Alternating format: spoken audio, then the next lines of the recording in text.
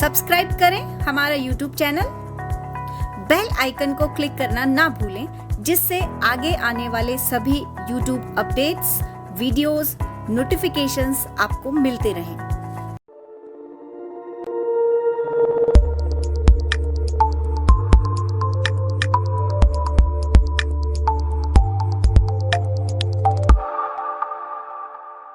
नमस्कार दोस्तों, परिष्कार वर्ड में आपका स्वागत है। मैं भरत कुमार लेकर उपस्थित हूँ पटवार मॉडल टेस्ट पेपर सेकंड के कुछ क्वेश्चंस। तो आइए हम कुछ क्वेश्चंस को देखते हैं कि किस प्रकार के क्वेश्चंस हमारे पटवार में आते हैं। तो सबसे पहले क्वेश्चन की बात करें कि ऐसे तत्व जिनमें धातु व अधातु दोनों के गुण पाए जाते हैं। कुछ ऐसे तत्व जिनमें धातु के भी गुण हों और अधातु के भी गुण हों, उन्हें हम क्या कहते हैं? तो देखिए, पहला ऑप्शन है धातु। तो धातु में अधातु के गुण नहीं हो सकते, धातु में केवल और केवल धातु के ही गुण होंगे। तो हमारा ये ऑप्शन क्या हो जाएगा? गलत। सेकंड ऑप्शन हमारा अधातु। हमारे पास जो अधातुएं होती हैं उनमें धातुओं के गुण नहीं होते, इसलिए हमारा बी ऑप्शन क्या हो जाएगा? गलत। पहले डी ऑप्शन को देखें, गैसें। गैसें दोस्तों ना धातुओं के गुण रखती हैं ना अधातुओं का, इसलिए ये हमारे पास पदार्थ की एक केवल अवस्था है। तो हमारा सही आंसर हो जाएगा उपधातु। उपधातु हमारे पास ऐसे तत्व होते हैं जिनमें धातु व अधातु दोनों के गुण पाए जाते हैं। जैसे कुछ एग्जाम्पल्स हैं हमारे पास, जैसे बोरोन, सिलिकॉन और जर्मेनियम। बोरोन, सिलिकॉन और जर्मेनियम हमारे पास आवर्त सारणी में पी ब्लॉक में पाए जाते हैं और इन्हें हम उपधातु कहते हैं। इनमें धातु और अधातु दोनों के ही गुण विद्यमान होते हैं। तो नेक्स्ट क्वेश्चन देखें। नेक्स्ट क्वेश्चन है, किसी ठोस पदार्थ का द्रव अवस्था में बिना बदले सीधे वाष्प अवस्था में बदलना कहलाता है। हमारे पास दोस्तों कुछ प्रोसेस होते हैं जिनमें हमारे पास कुछ पदार्थ एक अवस्था से दूसरी अवस्था में चेंज होते हैं, उन सभी को एक नाम दिया गया है। तो सबसे पहले हम देख लेते हैं इसका आंसर। इसका जो सही आंसर है ऊर्ध्वपातन। ऊर्ध्वपातन अवस्था में कोई पदार्थ ठोस अवस्था से सीधे गैसीय अवस्था में परिवर्तित होता है। लेकिन गलन, क्वथन और आसवन, इनका क्या अर्थ होता है हम जान लेते हैं। तो सबसे पहले देखें हम दोस्तों कि गलन क्या होता है। किसी ठोस पदार्थ का द्रव अवस्था में परिवर्तित होना हमारे पास गलन कहलाता है। कोई ठोस पदार्थ, किसी को ठोस पदार्थ को हमने थोड़ा सा ताप दिया या उसके गलन बिंदु, जिसे हम गलनांक भी कहते हैं, उतना ताप देने पर वह द्रव अवस्था में परिवर्तित हो जाता है। नेक्स्ट देखें क्वथन। किसी द्रव अवस्था का गैस अवस्था में बदलना हमारे पास क्वथन कहलाता है। दोस्तों इन दोनों ही एग्जाम्पल्स को हम जल के माध्यम से समझ सकते हैं। जब हम बर्फ़ को थोड़े रूम टेम्परेचर पर रखते हैं या कमरे के तापमान पर रखते हैं तो वो द्रव अवस्था में परिवर्तित हो जाता है। तो ये हमारे पास जल का गलन बिंदु है। और यदि हम किसी जल के ही द्रव अवस्था को गर्म करें और वह गैसीय अवस्था या वाष्प में बदले तो इसे हम क्या कहेंगे? क्वथन। थर्ड ऑप्शन की बात करें, ऊर्ध्वपातन। इसमें हमारे पास ठोस अवस्था सीधे ही गैसीय अवस्था में परिवर्तित होती है, मध्य में द्रव अवस्था नहीं प्राप्त होती। जैसे कि हम अपने दैनिक जीवन में देखते हैं कपूर। कपूर को यदि आप जलाएंगे तो हमारे पास सीधे ही ठोस अवस्था किसमें परिवर्तित हो जाएगी? गैसीय अवस्था में। कपूर हमारे को द्रव अवस्था में देखने पर नहीं मिलेगा। नेक्स्ट बात करें आसवन। तो दोस्तों आसवन एक विधि है जिसके द्वारा द्रवों को पृथक किया जाता है। यदि हमारे पास किसी दो प्रकार के द्रव हैं, हमें उन्हें पृथक करना है तो आसवन में हम उन्हें गर्म करते हैं। प्रभाजी आसवन विधि होती है जिसमें वो क्वथन बिंदु के आधार पर अलग अलग हमारे पास सेपरेट हो जाते हैं।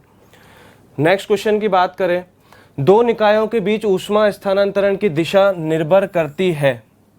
हमारे पास दो कोई भी निकाय हैं, उनका जो तापमान है वो अलग अलग है, तो उनकी जो स्थानांतरण की दिशा है वह निर्भर करेगी।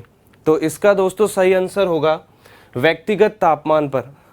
इसका एनालिसिस देखें तो हम जानते हैं कि ऊष्मा हमेशा उच्च तापमान से निम्न तापमान की ओर स्थानांतरित होती है और यह ऊष्मा स्थानांतरण की दिशा व्यक्तिगत तापमान पर निर्भर करती है। दोस्तों इसका अर्थ है, व्यक्तिगत तापमान का मतलब क्या है? जैसे आप देखेंगे दैनिक जीवन में सर्दियों में यदि आप पानी गर्म करते हैं तो कुछ देर पानी को रखे रहने पर वह ठंडा हो जाता है। वह क्यों होता है?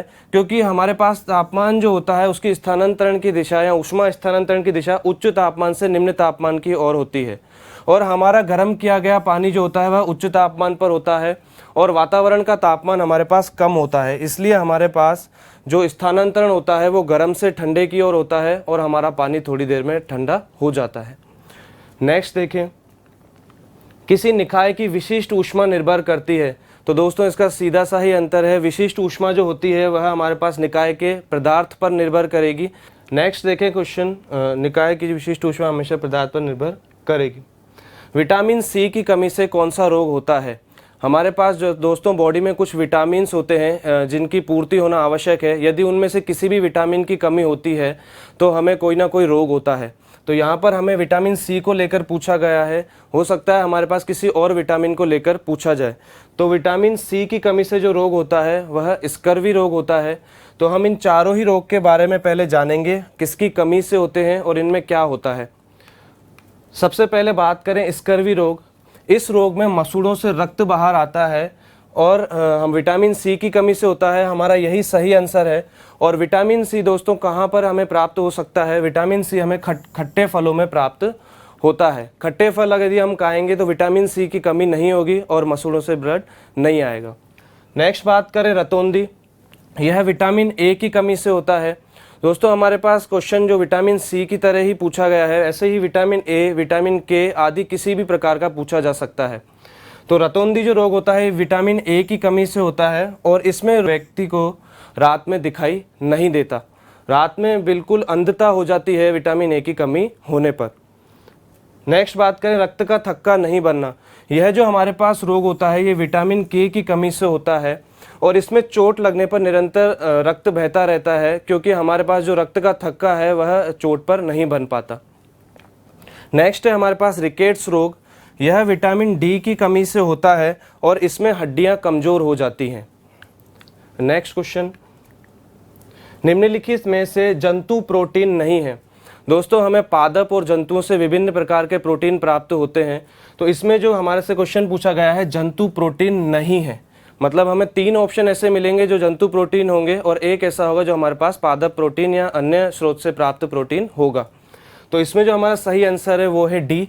छिलके वाली दालें जो हमारे पास प्राप्त होती हैं ये हमें पादपों से प्राप्त होती हैं, जबकि 3 प्रकार के जो हमारे प्रोटीन हैं वो हमें जंतुओं से प्राप्त होते हैं। तो दोस्तों ये था हमारे पास मॉडल टेस्ट पेपर। मैं आशा करता हूँ कि आप इससे लाभान्वित हुए होंगे और तब तक के लिए धन्यवाद।